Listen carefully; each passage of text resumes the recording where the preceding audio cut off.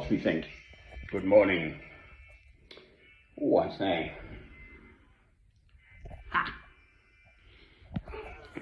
Lifesaver. Don't know what to do, make a pot of tea. Right, well, good morning for me anyway.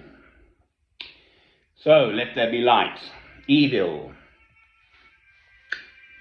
What is evil? And why is there evil in the world? There clearly is. Always has been, and no doubt always will be until Christ comes again. And God sorts us all out. Right.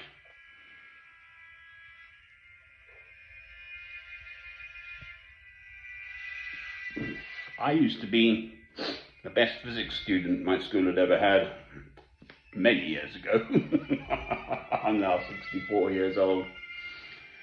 And so I take a nodding interest in what goes on in the physics world, and particularly sort of the cosmos and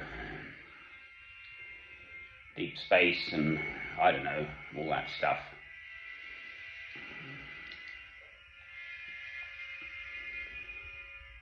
And they've just had a flick of a glimmer of a discovery at the Large Hadron Collider on the borders of Switzerland and France, possibly indicating this so-called a beauty particle. They are good at their names. Quarks, they call it up quark and a down quark. And then the pions and mesons and muons and leptons and the like, and somewhere along the line one's called the top one and the other one's called a bottom one. They clearly didn't have a classical education as some top physicists. They have these lectures at the Royal Institute in London, where I actually used to be a member as well, but I mean anyone can be a member. And in our day there, back in the 70s, 80s, or whenever it was, 90s even,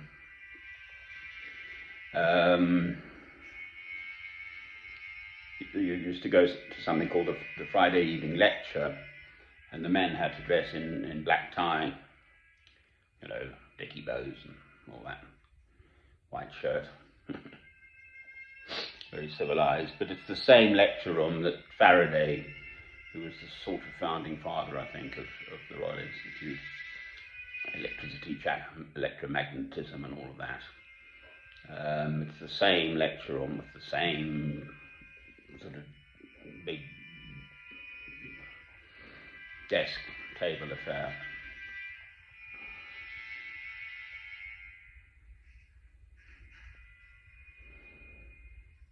Well, there clearly is evil in the world. I mean, so we don't have to explain what is evil. We all know what evil is, I think, when we sense it or feel it or experience it.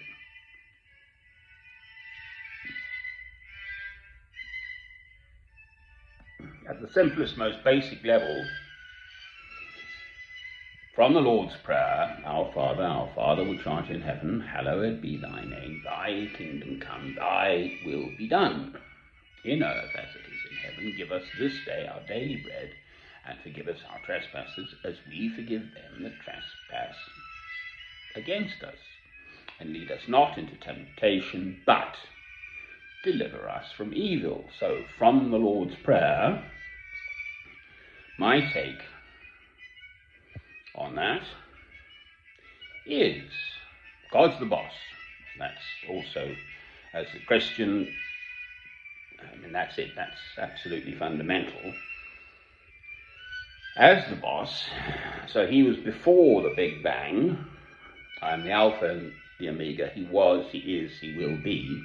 So he is the beginning and the end. Well, to me, those words from the Lord's Prayer absolutely dictate that God put evil in this world for us, mankind, to overcome it. That is my simple explanation as to why there is evil in the world. A loving God has given us evil, us especially mankind. Animals by and large are sort of more normal. Most animals don't just kill for fun, as it were, or just for the hell of it, or whatever, as human beings do. Most animals, higher animals and so on, kill just for their own sufficiency. That's it, basically. God put evil there for us to overcome him. And it's clearly in Genesis there was this Garden of Eden. Everything was hunky-dory, and then along came, as it happens, epitomized by both the snake and the woman, I think, who brought evil in, the apple and so on, Adam and Eve.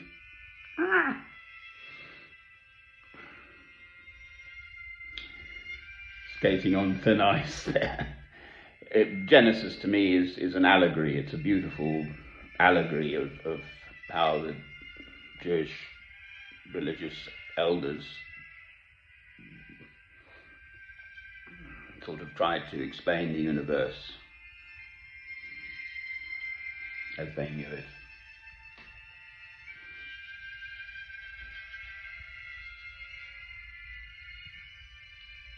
Well, I mean, it's very fundamental stuff. There's evil, good and evil. For heaven's sake, I just seem to have picked up on these Royal Institution lectures. You can just look them up on YouTube. Just go to YouTube and type in Royal Institution, and you get an absolute myriad of these beautiful, so well argued, discussed, presented lectures on all sorts of subjects by the world's top scientists. It's brilliant. Partly what interests me is their presentation. I've just been watching two in particular by a chap called David Tong and another one called Harry Cliff. Both youngish men, no doubt top in their fields. But it's their presentation and the sort of energy and fluency with which they speak. Clearly they love their subject. Well, my subject, for what it's worth, is not top physics. I was good at it at school, and I continue to take an interest, but not to that level. My subject is God, basically. Trying to love God in the first instance. There are the 2 commandments.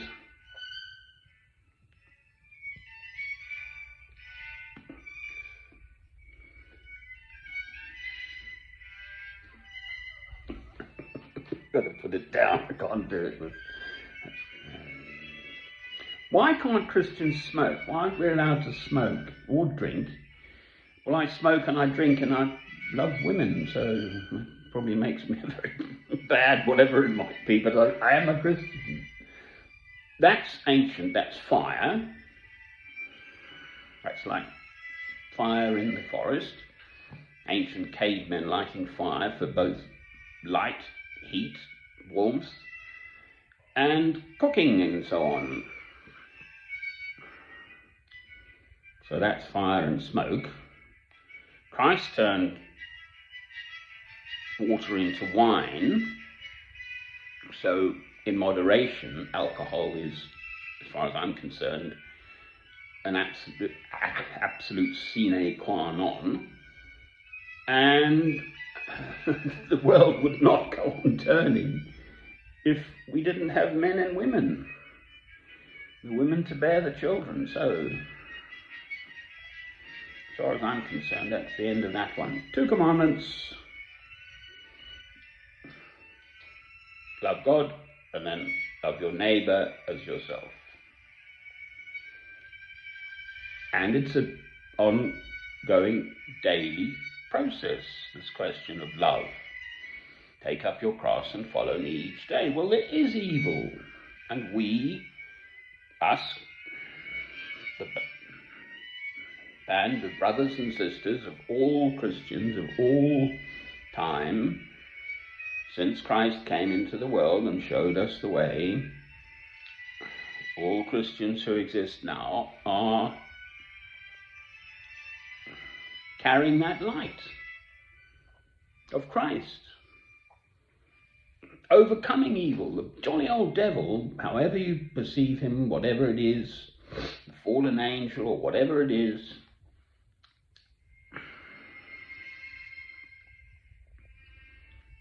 will be overcome by God.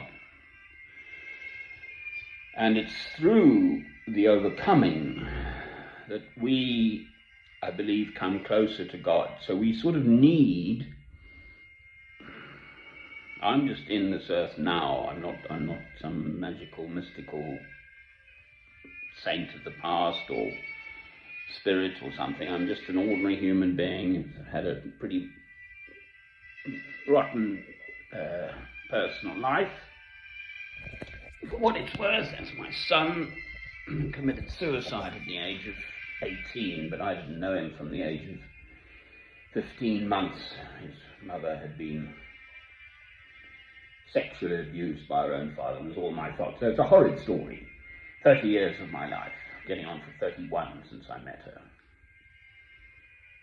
And then I just worked in hospitals. I was originally trained to be a medical doctor, and then I got into computing, and I had my own little company, so in offices, good clothes and tailored suits and good leather shoes and all of that. So pretty normal middle-class life, mostly in England. Although I've lived in Paris and Rome and I don't know, wherever.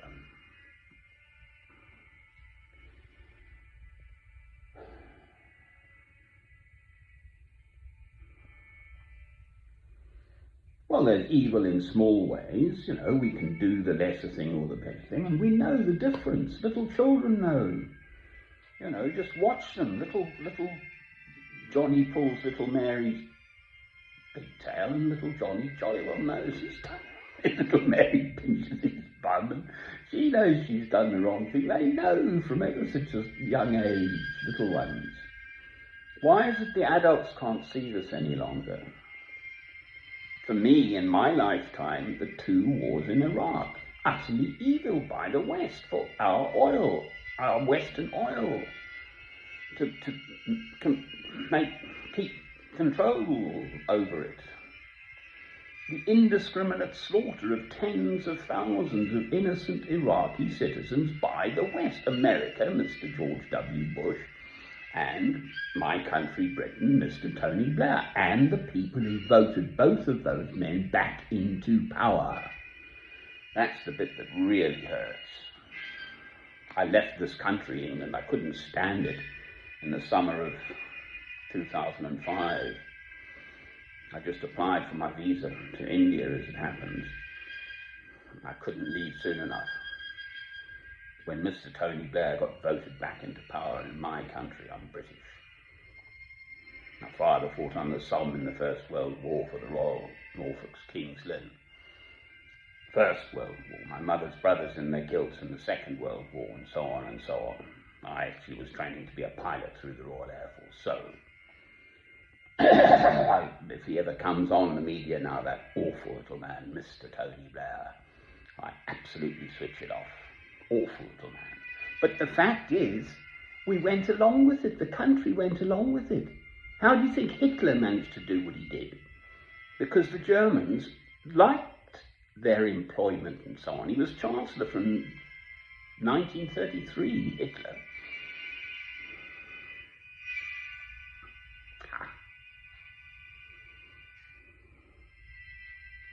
So there clearly is evil. And our duty as human beings, as Christians, is to jolly well overcome it with God's help. And God gives us the strength. God gives us the strength to overcome. If we don't have the strength, Before God, we're nothing. Look at this universe. I mean, the earth is just a tiny little speck. It's nothing. Just going through these lectures now, we're being pervaded by countless thousands of millions of neutrinos. They're kind of bombing around everywhere, and they're so minuscule that they don't interact with, normal matter.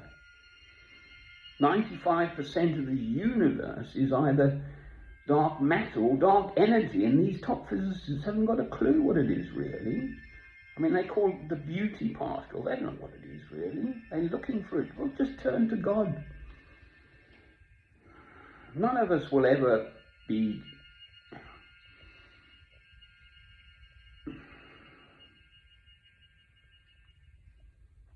we will be united with God in eternal life, which is different, but not in our lifetimes.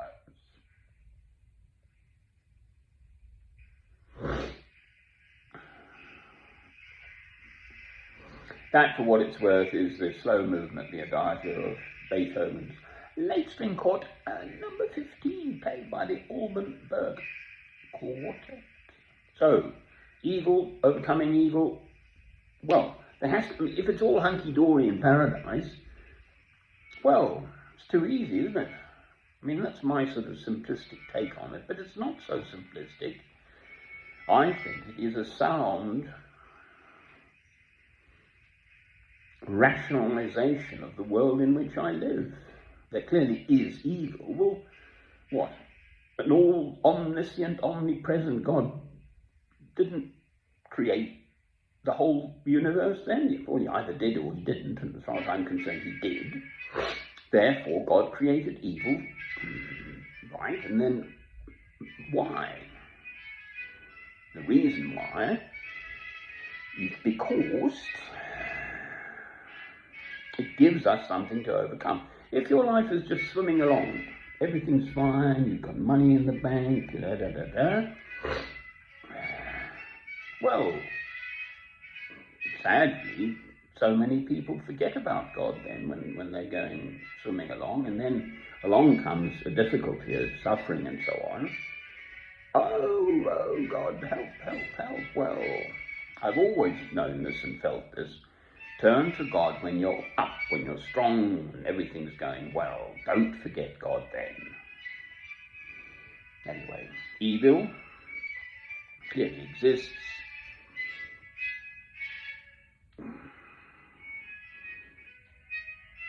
I am completely clear. It doesn't matter how much evil, how much one experiences it personally, and I haven't really experienced anything like, I don't know, the Holocaust or anything like that, being in a prisoner of war camp or in the jungle somewhere. I mean, there's so much awfulness that goes on. I've never personally experienced anything like that, but to me, I know that because I love God through Christ, no matter what level of evil presents itself, I know that God will give me the strength to overcome it. Amen.